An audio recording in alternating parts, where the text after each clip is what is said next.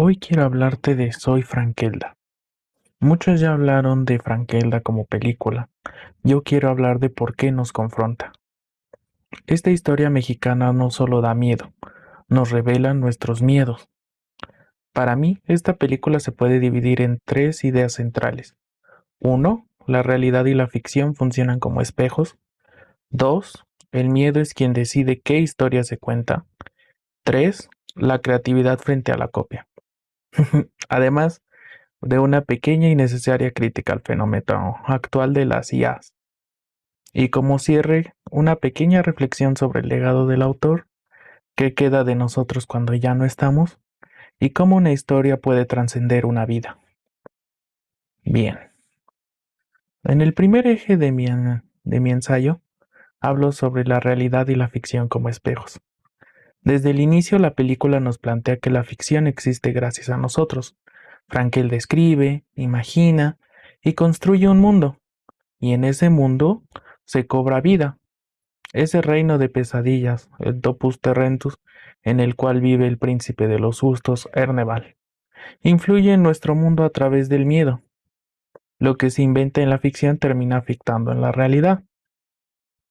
Pero lo más interesante es que, aunque estamos viendo una obra fantástica, sus conflictos son profundamente actuales. Podemos ver el miedo social como una herramienta de control, las inseguridades colectivas que manipulan decisiones, los roles y expectativas de género según la época. La historia ocurre en el siglo XIX, una época en la cual una mujer no podía firmar su propio trabajo, no podía tener voz pública ni reconocimiento. Eso fue real entonces, y aunque hoy el mundo es distinto, sigue existiendo expectativas rígidas para todos. A las mujeres se les exige ser visibles, exitosas, admiradas, a los hombres ser útiles, fuertes y proveedores. La época cambia, los estándares también, pero la presión permanece. Y justo ahí, entre la ficción y la realidad, la película nos pone un espejo enfrente. El miedo como una fuerza que controla historias, sueños y destinos. El miedo es el corazón del Topus Terrentus. Y aquí la película nos recuerda que cada generación teme a cosas distintas, pero el miedo siempre está ahí, decidiendo quién avanza y quién se queda. El miedo de los jóvenes es fallar. Frankella representa ese miedo universal, el no ser suficiente.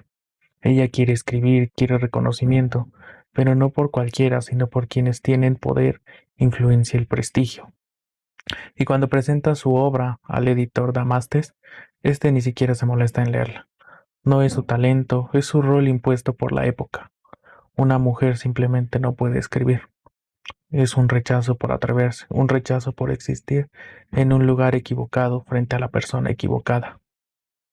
Eso simplemente aumenta sus miedos e inseguridades al ser joven. Ella tiene una vida por delante. Tiene derecho a equivocarse, a tropezar. Ahora bien, el miedo de los grandes es volverse obsoletos. Cuando Frakelda llega al Topus Terrentus se topa con lo mismo, pero desde el otro lado. Procustes, el pesadillero real, es quien ya lleva años en la nobleza. Él representa traición, estatus, básicamente lo seguro. Él lee sus cuentos y sabe que son buenos. No puede ocultar sus expresiones, pero jamás lo admitirá, porque su miedo no es fallar, su miedo es ser sustituido, pues le aterra que alguien joven traiga nuevas ideas y rompa la historia que él controla. Así que hace lo que hacen todos los que temen perder privilegios: minimizar, invalidar y corregir, disfrazando todo su temor con la frase: tienes potencial, pero te falta. Por dentro se deshace de la envidia. Nosotros como espectadores podemos verlo. Quisiera hablar sobre el miedo como tradición. En México este miedo es muy familiar, pues lo encontramos en el miedo a intentar algo nuevo, miedo a cambiar lo que así siempre se ha hecho, miedo a que lo nuevo funcione mejor que lo viejo. Y ese miedo se encarna en los personajes mayores de la película, tales como la abuela de Frankelda, los padres del príncipe, el propio Procustes. El miedo aquí no es un monstruo, es una costumbre, una cadena, una prisión.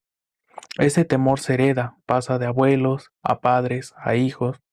¿Cuántas veces no hemos escuchado el famoso, no lo toques que lo vas a descomponer? Eso no es precaución, es un miedo heredado de una época donde si algo se rompía, no se podía reemplazar. Nosotros crecimos en otro mundo, un mundo donde experimentar es aprender. Los jóvenes cambian porque el mundo ya cambió. Los mayores temen ese cambio porque aún viven en el mundo que fue. Y ahí aparece Procustes, como símbolo perfecto del miedo al futuro disfrazado de autoridad. Ahora me gustaría hablar cuando el miedo se convierte en una herramienta política. Procustes ve que todo se desmorona en el topus terrentus, pero no asume la responsabilidad como el pesadillero real. En lugar de adaptarse y cambiar sus pesadillas que envía al mundo real, hace lo que los poderosos asustados saben hacer mejor: culpar a los demás. Acusa a los reyes, divide al pueblo, siembra terror con una narrativa simple. Yo soy la solución. Los culpables están allá arriba. Si confían en mí todo cambiará. El pueblo atemorizado, desesperado, decide creer, porque el miedo convierte las mentiras en esperanza. Procustes no tiene respuesta, solo ambición, nostalgias por glorias pasadas de sus pesadillas, y la arrogancia de alguien incapaz de reconocer que el mundo ya no gira a su favor. Este tipo de líder no es nuevo. Lo reconocemos, lo hemos visto en crisis sociales, gobiernos, épocas de incertidumbre. Básicamente un falso salvador que tiene las respuestas mágicas a todo. El miedo del pueblo es la herramienta más peligrosa que existe, y en Frankelda ese miedo tiene nombre: Procustes. Representa el cambio prometido que nunca se cumplirá.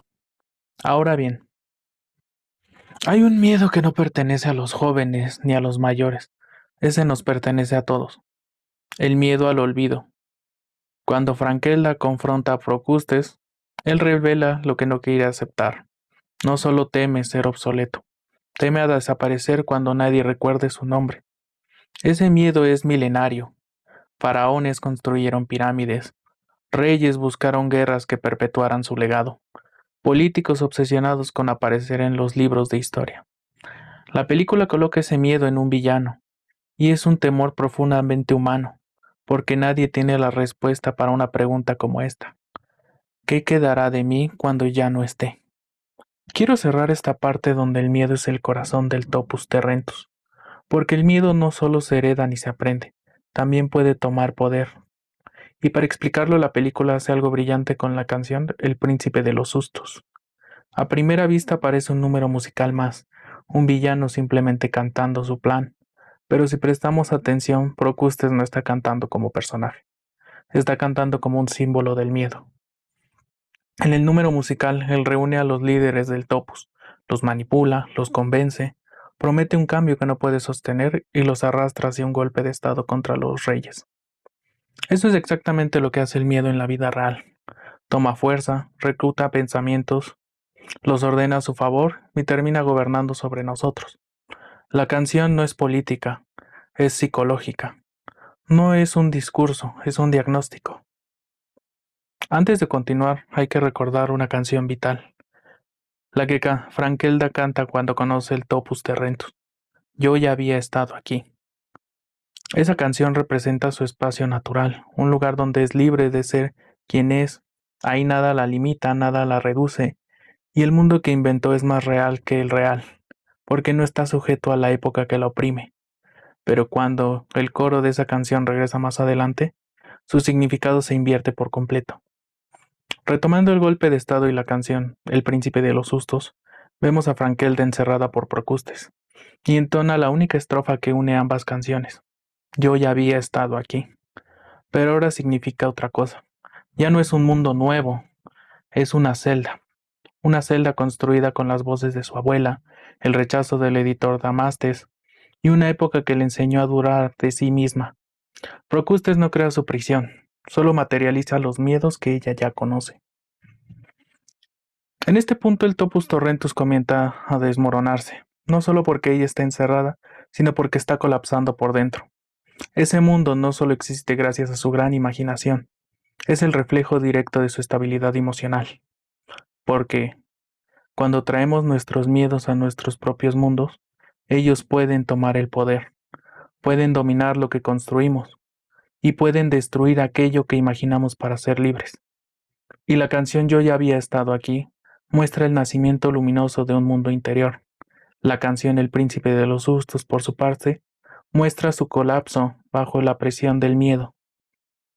Son dos extremos unidos por una misma estrofa. Una abre la puerta hacia la libertad y la otra abre la puerta hacia el trauma. Por eso la película nos deja esta verdad final. El miedo no solo decide historias. Cuando lo dejamos crecer, también puede destruir mundos enteros. La copia como último recurso del que ya no sabe crear. Copiar obras ajenas no es nuevo en la historia humana, pero la película propone algo más profundo. Procustes no solo roba textos, roba la imaginación de Frankelda. Cuando descubre su talento, intenta robar su libro de cuentos, pero más adelante hace algo más cobarde todavía. Usa el mayor miedo de Frankelda, el sueño de su abuela repitiendo que solo sirve para zurcir calcetines, para manipularla mientras duerme.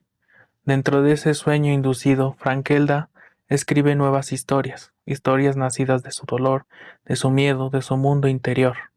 Y Procustes hace lo que no puede hacer por sí mismo. Toma esas pesadillas y las firma como si fueran suyas. Un copy-paste emocional, básicamente. Ahí la película se vuelve actual, porque lo que hace Procustes es exactamente lo que permite hoy la inteligencia artificial. Cuando se usa como sustituto y no como una herramienta. Tomas un mundo interior, lo reduces a un input y te apropias del resultado sin haber imaginado nada. Todo se reduce a quiero resultados brillantes sin pasar por el esfuerzo, ni el error, ni el miedo. Pero las grandes obras, las que sí son recordadas, nacen del error, de la duda y de la chispa humana, esa chispa que no puede programarse, emularse ni recrearse. La película nunca habla de la IA. No hace falta, la metáfora está ahí. Cuando dejamos de crear y solo copiamos, lo que se extingue no es el arte, sino el alma del autor. Ahora, hablando del autor, me gustaría hablar del legado del autor. La película cierra un punto hermoso y profundamente simbólico. Frankelda tal vez ya no está, pero no importa. Un autor no muere cuando el corazón se detiene, sino cuando su obra se olvida. La historia deja clara una gran verdad, una más simbólica. Un autor no muere cuando su cuerpo desaparece, muere cuando su obra deja de ser recordada. Y ella vive en cada página que escribió, en cada pesadilla que provocó, en cada imaginación que despertó. Aquí está uno de los mensajes más emocionantes del cine y la literatura. Una obra puede trascender a su creador, puede viajar a futuros que él nunca verá, puede encontrar miradas que aún no han nacido. Y aquí la película deja de ser ficción y habla directamente hacia nosotros. ¿Qué legado dejamos cuando nosotros ya no estemos? Esta es la primera película de los hermanos Ambris. Ellos cuentan una historia sobre el miedo, creatividad y memoria, y con este ensayo yo también dejo mi huella. Así como esta película es su inicio, este es mi inicio hablando sobre el cine. Me gustaría concluir con que la película nos recuerda que el miedo puede destruir o impulsar. La creatividad es un acto de valor. El legado nace de la obra, no del estatus. Si esta película logra que alguien sienta, piense o imagine algo nuevo, entonces los Ambridge vivirán en el corazón de millones. Y con este ensayo, con mi manera de ver el cine y la vida, yo también empiezo a vivir en lo que creo. Y me gustaría cerrar con esto. México es un país donde tantas cosas se olvidan, pero una historia animada nos recordó que no hay miedo más grande que dejar de existir y no hay acto más valiente que crear. Gracias.